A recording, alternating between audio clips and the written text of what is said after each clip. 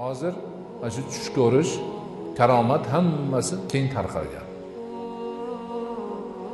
Tush nima? Tush insonning uyqusida 3 xil bo'ladi. Avvalgisi bittasi shaytondan. Shayton keladi, alg'ov-dalg'ov tush, u toza rasvo narsa. Unaqa tush ko'rganda odam turib chap tarafiga 3 marta tuflash kerak edi, birovga aytmay yuraverish kerak.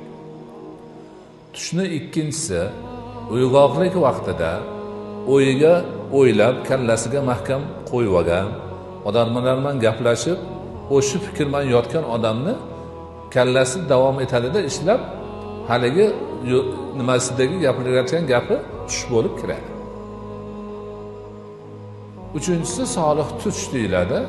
U kun bilan tun teng bo'lgan pallalarda, tong chog'ida Alloh taolo tarafidan bir bashorat o'laroq beriladi. Ya'ni yaxshilikka ishora xolos. Tushdan hukm chiqarilmaydi. Tush ko'rgan bilan birov bir narsa bo'lib qolmaydi. Tush ko'rilgan odam ham bir narsa bo'lmaydi. Yaxshilikning ishorasi xolos. Odamlar haligi aytilgan karomatni noto'g'ri tushunganlar o'sha tushni har kuni ko'radi ular. Chunki har kuni o'ylab yuradi-da. Har kuni kun bo'yi o'ylab yuradi, bugun qanaqa tush ko'raman ekan deb. O'zlari bir guruh odamlar bo'lgan, hammasi ko'radi. Keyin kechgacha bir-biriga tush aytishib yurishadi. Hukm chiqarishyapti. Viloyatlardan birida birovni eshigini 2-3 kishi chaqirib ketdi. Ha? Tabriklaymiz. Nima bo'ldi? Mana o odamni tushida hajda yurganimiz siz. Siz ham haj bo'libsiz, endi bir oshib berib yuboring odamlarga dedilar.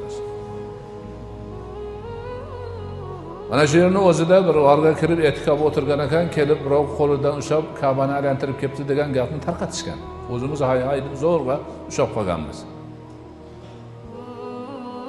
Bunaqa narsalar haligi parakandalik, ibodatni buzish, odamlarning hayotini olib qochishdan iborat xolos.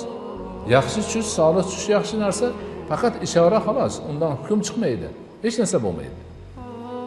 Yaxshilik.